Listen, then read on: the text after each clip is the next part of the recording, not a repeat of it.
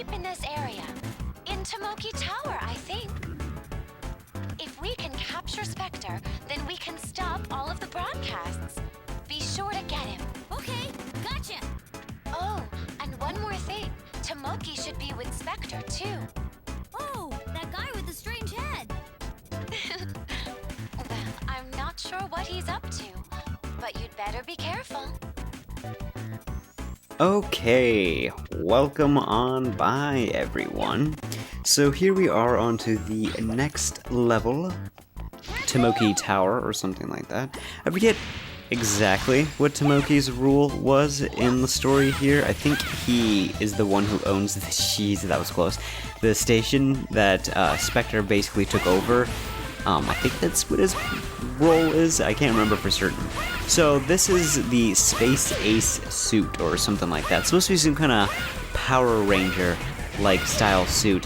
And its two big things are A, it lets you shoot blasts like that, which is super cool.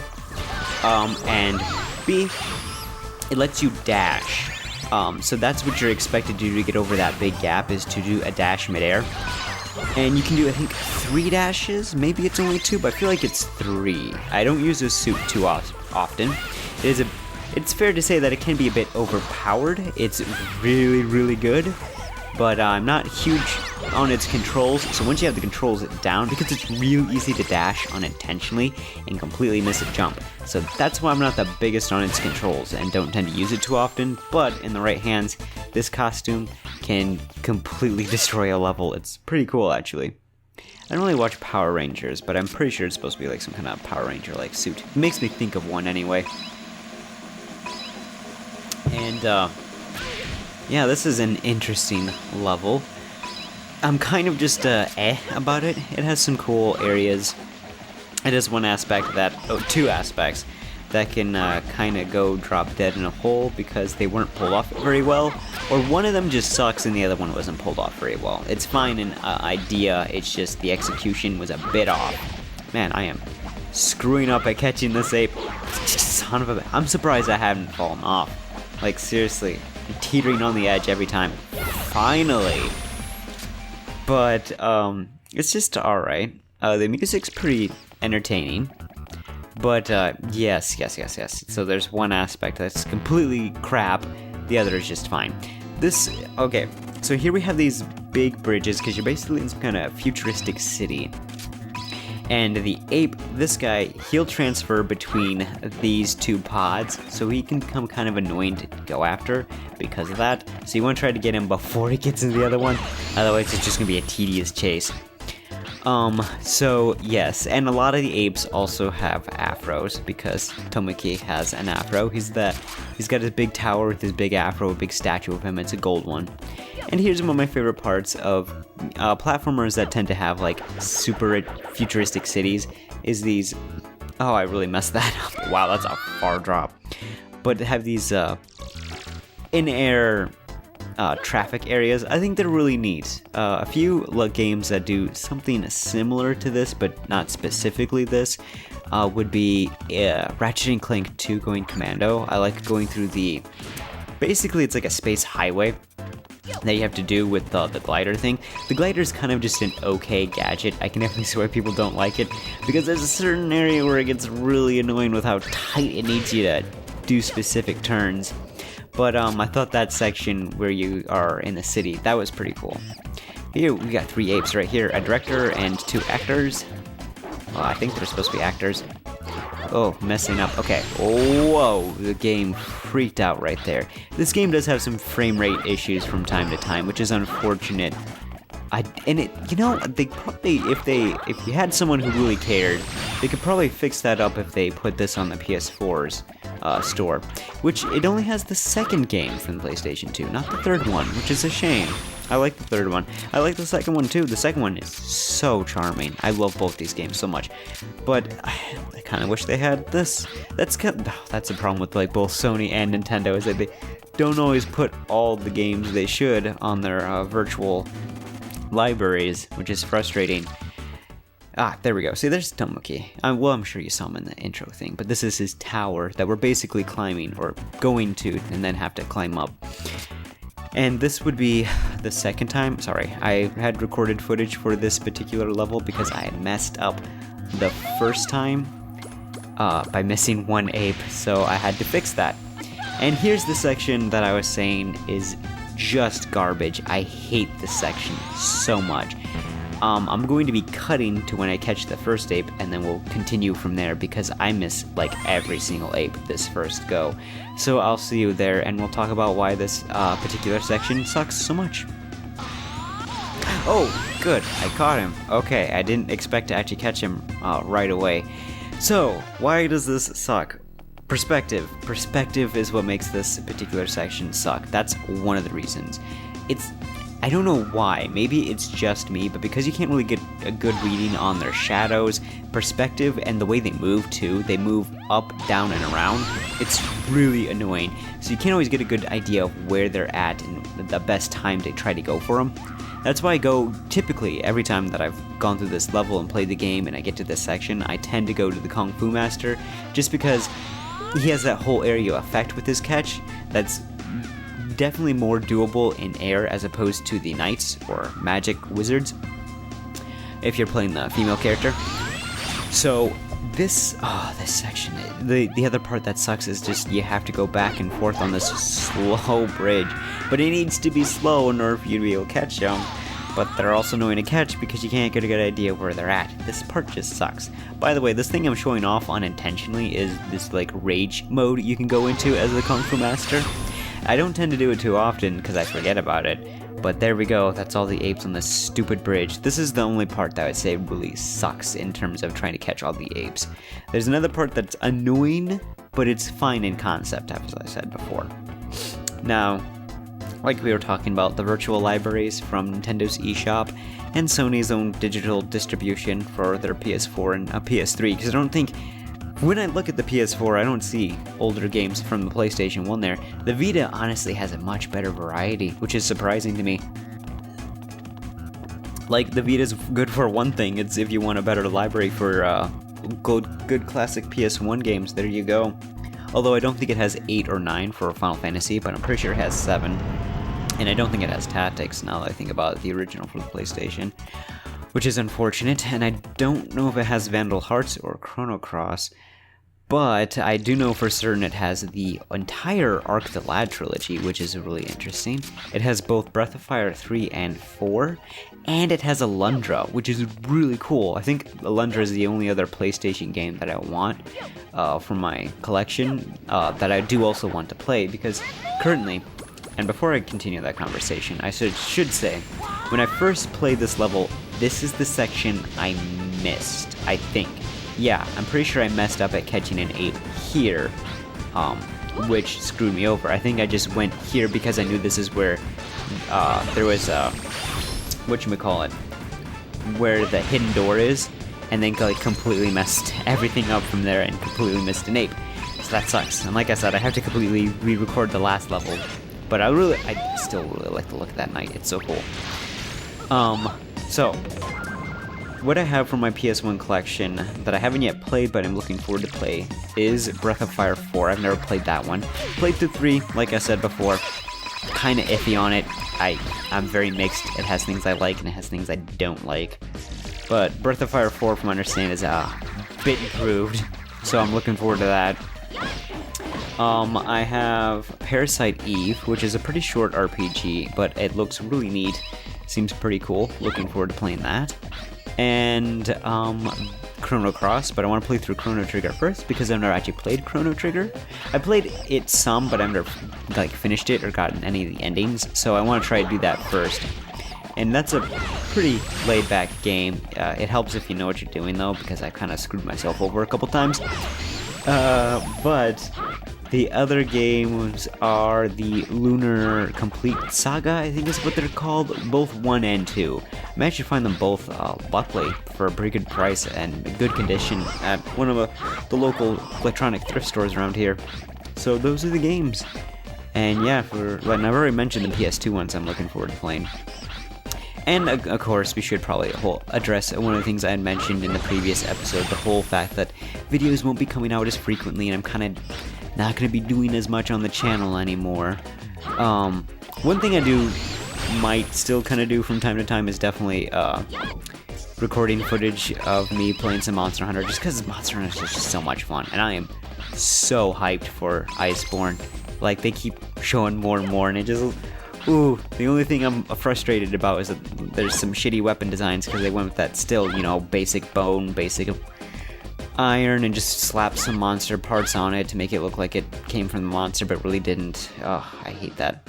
Because, like, the footage they've shown of the bow hunter taking on Glavenus is that they're using a lazy Tigrex bow, basically. Like, it's not actually Tigrex's bow, so I don't know if its actual design is in the game or not, because Lord knows I was very frustrated when they took out some classic weapon designs from returning monsters.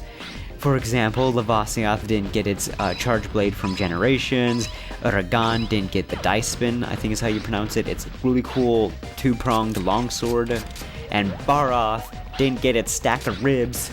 Oh, that pissed me off so much. So yeah, I'm not huge on the weapon design. I think it's shit. And at least that isn't unique weapon design. The weapon design style that they went with for World and what looks to be Iceborne as well. Although there are some returning weapons, I have noticed that. For example, I know Nargacuga's bow, or at least I'm pretty confident Nargacuga's bow from what I was looking at. Its SNS and Tigrex's longsword are confirmed to be in that game. Their actual original designs. And the designs, they matter to me, you know? It's what gives Monster Hunter its extra sense of charm. It gives a hunter an extra sense of identity, because they come sometimes like certain monsters' weapons because of how they look versus how they play. It's just part of the charm that is Monster Hunter. But I'm still really, really excited for Monster Hunter. I'm also excited for Sword and Shield. It has me a bit iffy on things, because I've only watched the first trailer. Well, correction, the first two trailers. The first trailer... Well, no. I'm not quite certain now, actually. But the trailer that showed off the... Yeah, no, I've seen the trailer, and then the other one that showed off four other Pokemon. I know of the Gigamax training evolve. I don't know, the gimmick of the generation, which kind of frustrates me. I was really hoping they'd go away from that, because it wasn't until Generation 6 where things started becoming gimmicks. Like, Mega Evolution really could have been something they moved forward with, but they decided not to, and that's a shame. The only thing that carried over was, or at least that was evolved upon, was, of course, Fairy type, and thank God. That would have been frustrating if they didn't do that. But, otherwise, yeah, you don't expect to see Z-moves make a return. They're not going to get expanded upon, I bet. And, it's just annoying that there's these gimmicks, when they didn't used to do that before. They used to actually do something that would change up the game and continue on and evolve with that, which was neat versus not.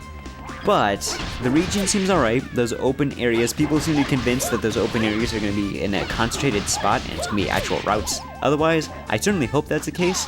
The open areas seem like they'll be a nice distraction, but if that's what every location's going to be like, that's going to suck to me. Because they're just really boring open areas where typical routes in older Pokemon games are much more like thought out, especially in Nova.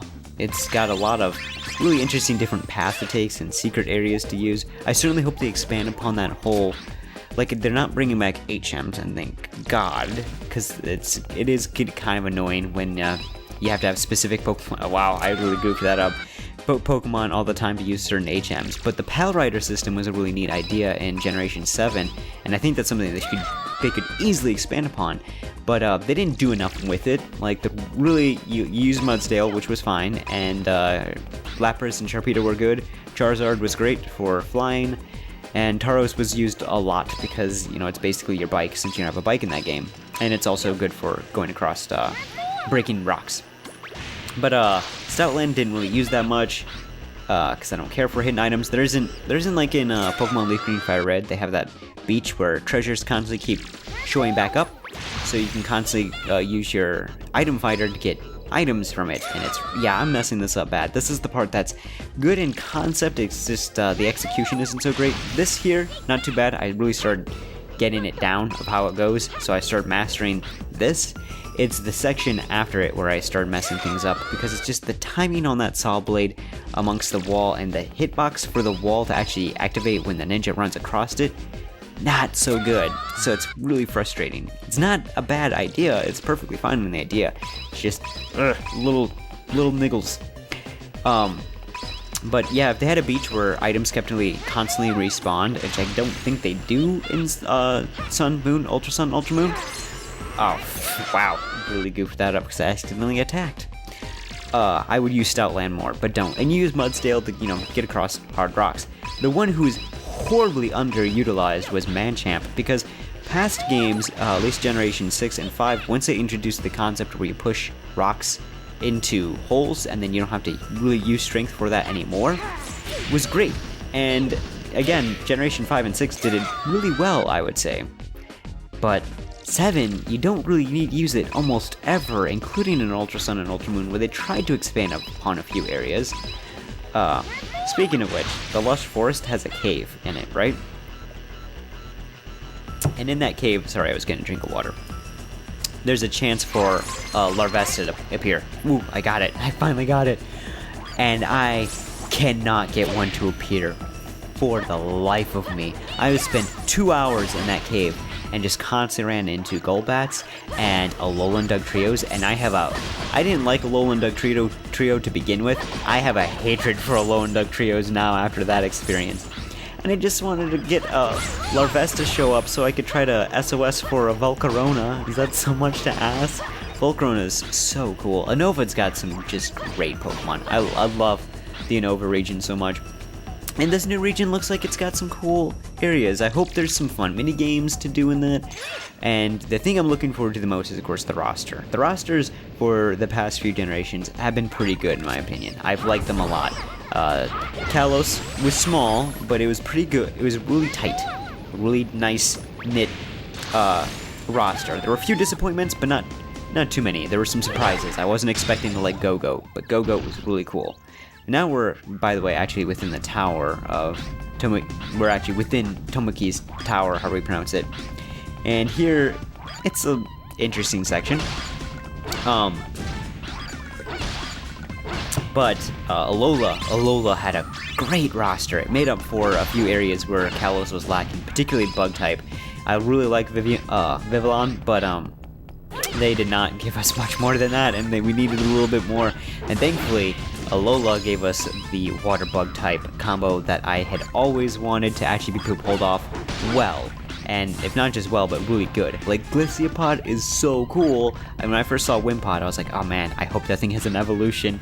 Because, ooh, that's such a cool concept, and that's such a cool type combo. I'm a huge fan of water types, and I like bug types, and I like its design. I hope it has an evolution, so I was so happy to see that Glyciopod is a thing. But Araquanid is actually my favorite of the water bug types from the Alola region. A, it doesn't have an annoying ability. A, it's the gold Tomoki ape. He's so cute. He's cool. We gotta try to get one other ape here. We have to do certain other things to get him to appear before we can get to him. So there's still one ape left in this particular section of the level. We're just having some difficulty trying to get this Goldie, and he killed me, of course. But yeah, Glyciopod's emergency escape ability is not a favorite of mine. I get that it can be useful, but it's not useful too often for me. It almost made me lose Necrozma. I thought that was scary in base Sun and Moon. By the way, if you haven't played the 7th generation games, I highly recommend playing Ultra Sun and Ultra Moon instead of Sun and Moon. They just have a lot more features and changes that are much nicer. You can get Pokemon like Vikavolt and Crabominal a lot earlier, rather than just being the very frickin' end of the game.